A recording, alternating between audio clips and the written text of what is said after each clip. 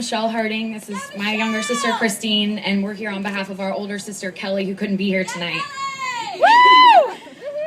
For us, it started with a headache. It was the year 2000, and our happy family of 5 lived in a suburban neighborhood with a swim team and cookouts. Our parents played tennis, and my sisters and I babysat for every kid in our subdivision. Our life was really good. Our father, Bill Harding, was traveling a lot those days for work. He'd leave on Monday morning, fly somewhere, and come back on Friday. The stress of it was causing headaches. He wouldn't go to the doctor. He'd forget to call. My mom would get really mad at him. And one day on a business trip, he never came down from his hotel room for a meeting. He was found passed out on the floor, rushed to the hospital, where they found a tumor the size of a tennis ball in his brain and 2 the size of ping pong balls that stemmed from it, and it was cancer. After the surgery to remove the tumors, nothing was the same. Brain cancer is nasty business. It changed his personality.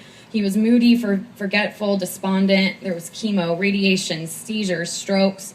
And for 9 months, our happy family tried to navigate this disgusting disease.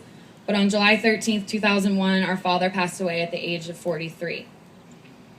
Life went on as it tends to do. My 2 sisters and I clung to our mother with all we had, and she clung to us. We lived a very happy life, the Harding girls. We found humor and light in every situation, and the 4 of us would lay in my mom's bed and watch The Sound of Music and sing every song. We were happy, we had each other, and we were blessed. In 2008, Joan Harding felt a little funny. She went in for a checkup and found out that she had non-Hodgkin's lymphoma.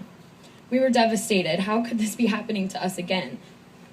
After 4 months of chemo, scans, and lots of bad wigs, Mom went into remission.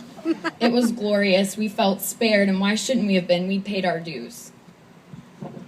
4 years went by. My older sister and I graduated from college. My little sister started college. Life was good again, and we were blessed. In June of last year, Joan Harding felt a little funny again. She went in for a routine scan, and it was back. Grown this time, and a little more aggressive. We were still hopeful. The treatment was several rounds of chemo, followed by a self-donated bone marrow transplant in September of last year. We spent hours in the clinic, tests and treatments, appointment and prescriptions. It all seemed so worth it when she sailed through the bone marrow transplant with flying colors, healthy and rebounding by October of last year. Christmas came and we were blessed. We dodged another bullet. In January of this year, Joan Harding felt a little funny. Her back was hurting. It started off small and it got more severe. More tests and it was back. All that treatment, the chemo, the bone marrow transplant, it was all for nothing. It hadn't worked. More chemo was scheduled with the hopes of going to a donor transplanted bone marrow transplant once we could get the cancer into remission. We took Mom to a checkup appointment following chemo on a Friday, and she was admitted into the hospital. She would spend the next 2 months there.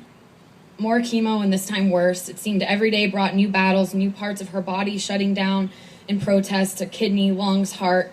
We took each step in stride, and Joan fought so hard. She took each new diagnosis with grace and conviction. We were going to beat this. For us, it ended with a backache. Joan woke up on Sunday, March 11th with terrible back pain following what would have been her last good weekend with us. From there, it just went downhill. We were told on Thursday, March 15th, that we were out of options. There wasn't anything more they could do for her. Our mom, Joan Harding, passed away at 12:50 a.m. on Monday, March 19th, 1 month and 1 day ago. 2 Corinthians chapter 4 says, "But we're not giving up. Even on the outside, it often looks like things are falling apart on us, and on the inside, God is making new life, and not a day goes by without his unfolding grace." Even though we lost our battles with cancer, we're still so hopeful. This is no time for cowardice, to put aside the fight just because things seem bleak. There will be a cure, and I truly believe that it will be in our lifetime. And that's why we're back fighting.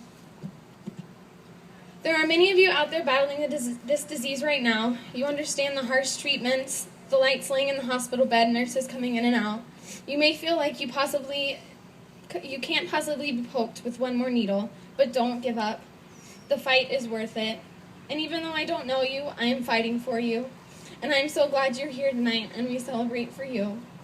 So if you can take anything away from my family story, it is this. Look at the people you have with you tonight and hold them a little tighter. Love a little harder and live life fuller and keep fighting. Thank you.